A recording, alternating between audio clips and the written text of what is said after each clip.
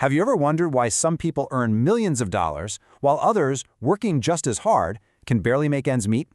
It's a huge question, one that really gets to the heart of how our economy works. So today, we're going to tackle that puzzle and piece it all together. Okay, let's just dive right in with some hard numbers. Take a look at these median weekly earnings. Now, what jumps out at you? Of course, you see that a CEO earns way more than a retail salesperson. But look closer at that gender gap. For chief executives, women earn a staggering 42.9% less than men. Even for retail salespersons, it's almost 35%. So what on earth is driving these huge differences? To really get to the bottom of this, we have to think like economists. And that means we need to peel back the layers, one by one. Is the difference in pay because of the job itself, or is it about the person doing the job? Or maybe there are bigger forces at play in the market. Let's break it down. All right, first things first. Let's start with the most obvious reason for different paychecks. Some jobs are just plain harder or riskier or, more unpleasant than others. Economists have a kind of fancy term for this. It's called a compensating differential. But really, it's just a simple idea. It's the extra cash you get for putting up with the bad stuff about a job, whether that's danger, working crazy hours, or just being in a miserable environment. Think of it as hazard pay. And you see this everywhere, right? It just makes sense that a roofer gets paid more than a landscaper because their job is way more dangerous, or that someone working the graveyard shift gets a little extra in their paycheck for those brutal hours. So yeah, this compensating differential explains some of the pay differences we see, but it's just one piece of the puzzle. Okay, so let's move on to the next layer, because it's not just about the job, is it? It's also about what you, as a worker, bring to that job, your unique skills and experiences.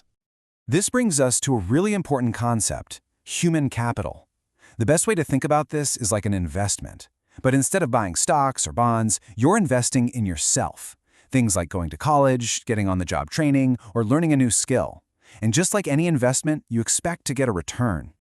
And wow, does the data back this up? Just look at this chart. It's like a staircase to a bigger paycheck.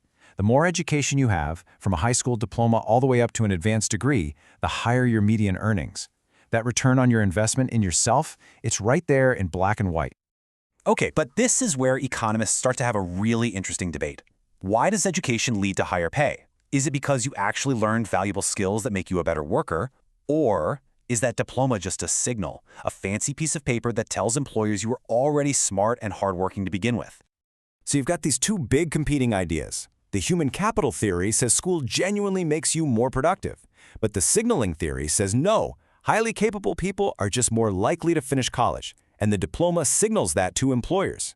And the difference is huge. One theory suggests we should push for more education for everyone, while the other implies that won't really change wages much at all. And of course, there's a bunch of other personal stuff that's much harder to measure, right? Things like raw talent or just plain old hard work. Even luck plays a role. And get this, research actually shows that more attractive people tend to earn more. It's a real thing, sometimes called the beauty premium. But the story doesn't stop there. The job market isn't always this perfectly rational machine. It has some strange quirks and forces that can completely warp what people earn. And that brings us to our third layer. You ever wonder why a top movie star can make tens of millions for a single film? Well, that's the superstar phenomenon.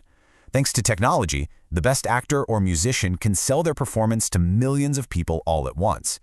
But the best surgeon in the world? They can only operate on one patient at a time. That technology is what creates those massive incomes. So a really key point here is that wages aren't always set by simple supply and demand. You've got other forces pushing them around. On one hand, things like minimum wage laws or powerful unions can push wages up. But on the other hand, if you're in a town with only one major employer, what we call a monopsony, or you've signed a restrictive non-compete clause, that can hold your wages down. Okay, so we've talked about the job itself, the worker's skills, and these market forces. But even after we account for all of that, wage gaps still exist. And this brings us to the most difficult and frankly, the most important part of this entire conversation, discrimination. Now, this is really, really important. It is so easy to see a wage gap between, say, men and women and just immediately jump to the conclusion that it's all discrimination. But to be rigorous, to be scientific about it, we first have to control for all those other things we just talked about. Things like education, years of experience, and even the types of jobs people choose. So if just looking at the raw numbers isn't enough, how can you actually prove that discrimination is happening? Well, let me tell you about a really clever and pretty famous experiment that tried to do exactly that.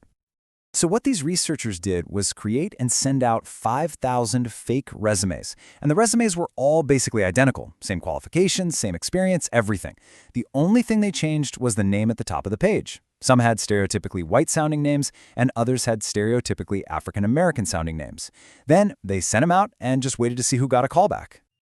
The results were, well, they were stark and pretty troubling. The job applicants with white-sounding names got about 50% more calls for an interview. 50%.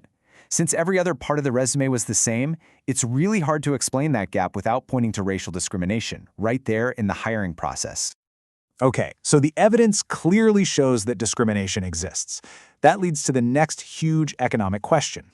Can the free market fix this on its own? Can the force of competition stamp out this kind of bias? Well, there's a powerful theory that says it should.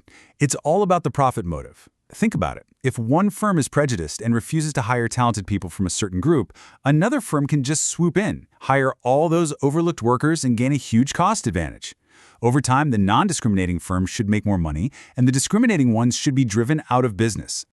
It's a really elegant theory, isn't it? The market as a force for fairness. But, and this is a big but, it doesn't always work that way in the real world. This idea of a market correction really only works if the bias is coming from the employers. And here's the critical weakness. What happens if it's the customers who are prejudiced? Or what if the government itself passes laws that require discrimination? In those cases, a business might actually make more profit by discriminating. The profit motive, instead of being the solution, can actually become part of the problem. So this is where we're left. We've seen that wage gaps are this really complex mix of job types, human capital, market forces, and yes, discrimination. And while the market might be able to correct for some biases, it's clearly not a silver bullet. And that leaves us with a really tough but crucial question to think about. If market forces alone can't guarantee a level playing field for everyone, what should we, as a society, do about it?